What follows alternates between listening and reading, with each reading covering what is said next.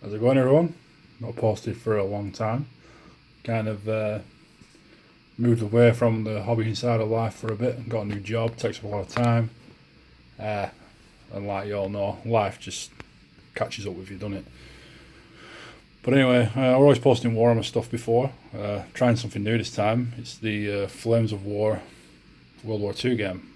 So, don't know anything about it. Joined a few little groups on Facebook, asked around what they recommended getting. Everyone come back saying the same thing, and it was to get the Hit the Beach starter set.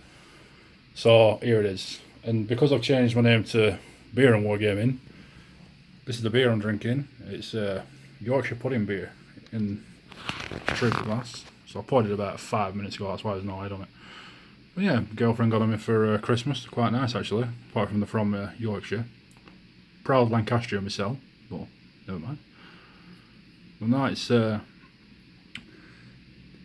does it say? This is not a beer to make Yorkshire puddings with. It's Yorkshire pudding beer. The first and original Yorkshire pudding beer, made in the foothills of North Yorkshire moors. We get our Yorkshire puddings from our friends at the Yorkshire Pudding Parco. They are based down the road in Malton. Each bottle contains approximately half a Yorkshire pudding. This is a soft and smooth, and you should pick up a creaminess at the back end of the beer.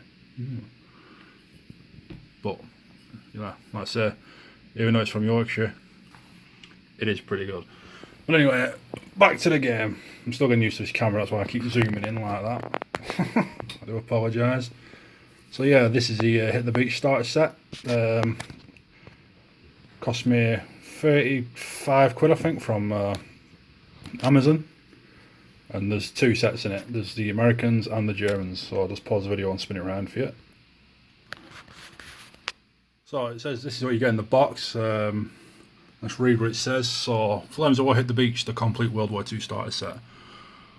With a thunderous crash, another shell smashes into the wall above you, showering your trench with rubble.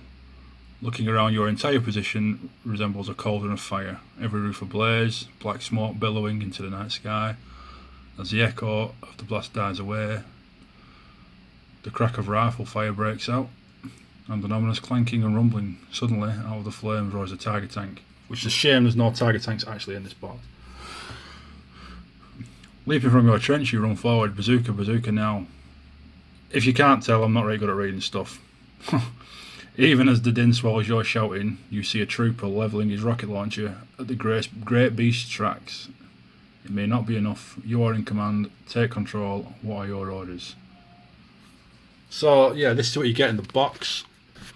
It's like World War II miniatures game. I like World War II. What really got me thinking and getting into this, to be honest, is actually a game on PC called Hell Let Loose, which I really like playing.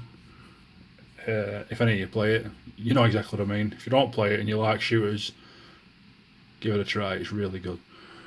But yeah, so it says, like it says there, this box contains all the miniatures shown in this photo.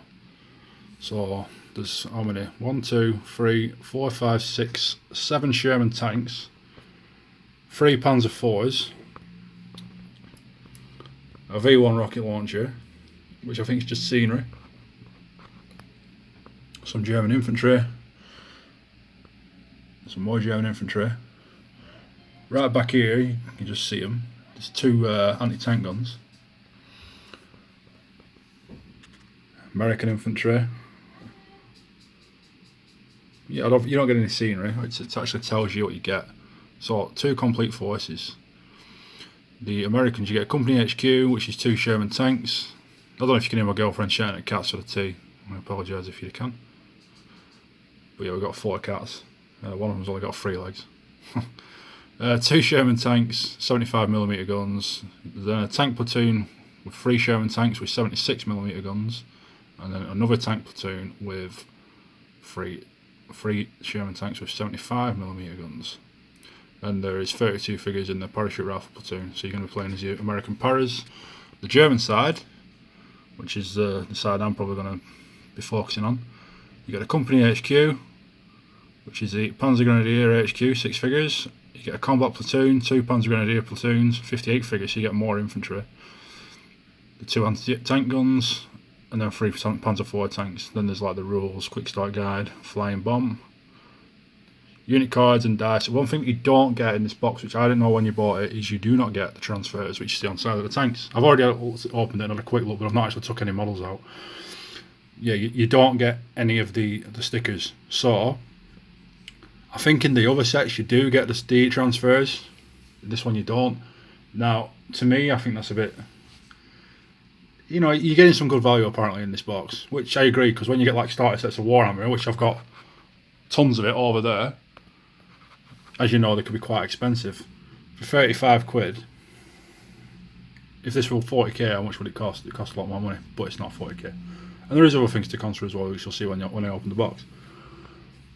But if you want to get transfers for the tanks which took part in Normandy, because if it's historic, like I want to get historic about it, so I want to look what tanks were there and what regiments were there.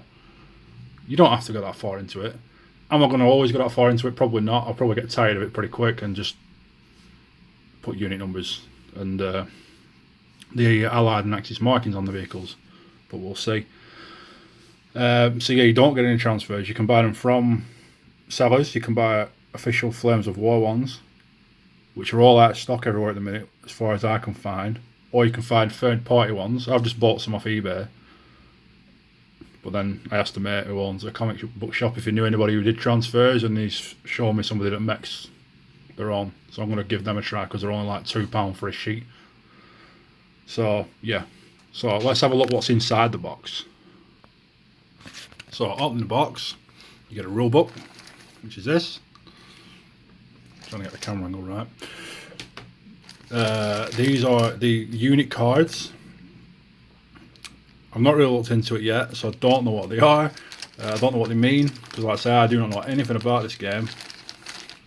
But then again, I am more of a collector rather than a player, but it would be nice to play with some of the games that I do collect. We've got some dice. So I'm going to guess the green are Americans and the grey are Germans. You can get themed dice as well, and I think you can get like a very specific themed dice if you want to. These are the bases for your infantry and field guns and stuff like that. Now then, the tanks. That's like the main hull of the tank. So it's a lot smaller than I thought it would be. So, but then I'm not saying that as a bad thing. It's just a lot smaller than I thought it were going to be. So details are going to be quite fiddly to paint. But yeah, so you get.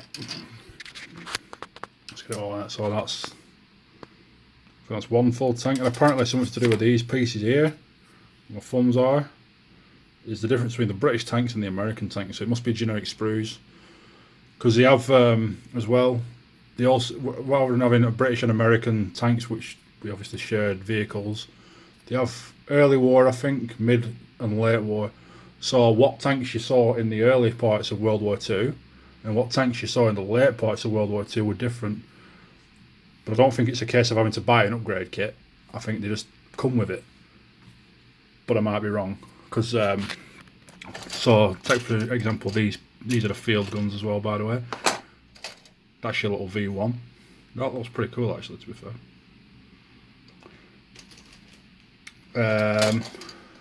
The German armour had this kind of finish called Zimmerit, and it basically did like painted this finish on the tanks. So if you look at the tanks in the mid parts of the war, they had like this lumpy look to them, which is the best way to describe it. And it was like a coating, and they made that to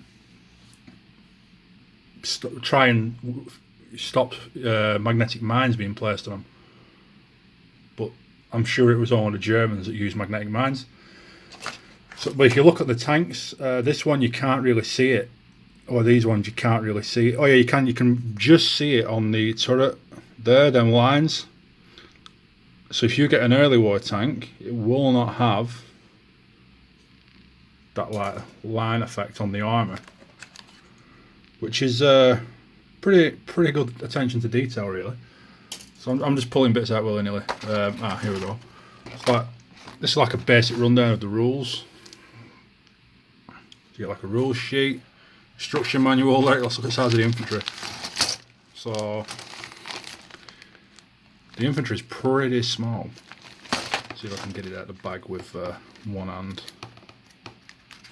I know these videos are very cringy, but you know, we've all got to start somewhere. Hold on a sec. So this is your infantry. This is the German infantry. Yeah, I'm going to say it's the German infantry. And you know, they got different. There's a tank commander there. There's a guy with an MP40. There's a guy with a Panzerfaust. Bloke kneeling down. No, are they Americans? They're Germans. No, they're Germans. So that must be that's a Panzer Schreck launcher, isn't it? So the German sprue and the American sprue is different. So like, most of them have got Car 98. You've got to go with an MG42. Come back into focus. Put it down, so I'm not moving it all the time. But if you compare one of these guys to, say, I don't want to compare it to a Space Marine, obviously, because they're massive. Oh, so Poxwalker. Poxwalker will do it. If you compare the size difference between these and a 40k, like pleb, they are half the size. So, don't think I'm going to get as much detail on these, but I reckon I can still make them look pretty nice. So, yeah. But yeah, that's pretty much the box. All the minis, they look very detailed. They're all plastic. There's a lot of stuff in this box, to be fair, for 30 quid. We all know hobbying's not the cheapest thing anymore.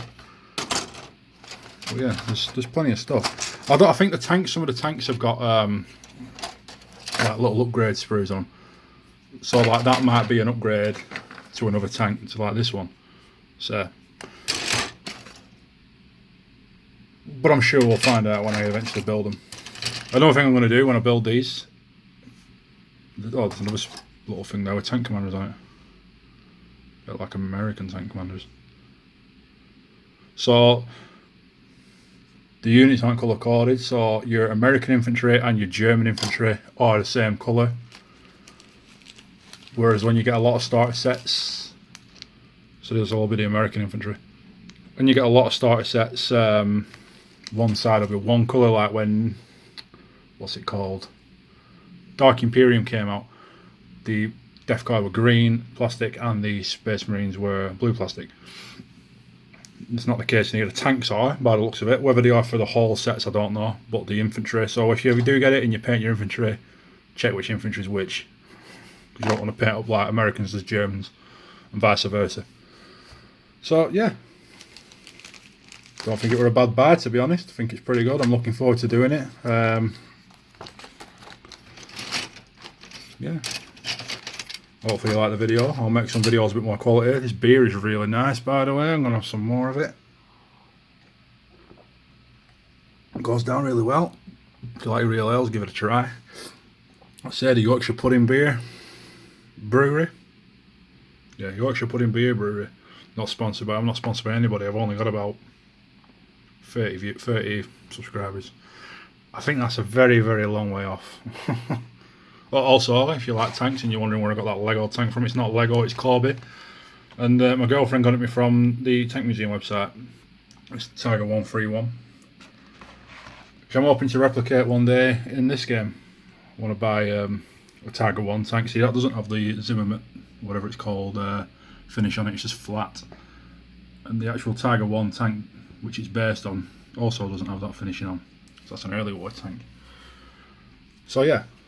Thanks for stopping by. I'll upload this, and well, obviously I'm going to upload it because you won't be able to see it if I didn't. But yeah, thanks for watching, guys. I hope you had a good Christmas, and I hope you have a good New Year. And I'll get them all painted up eventually. It's not going to be like over the next few days. It's knowing me, it's probably going to be over the next few months.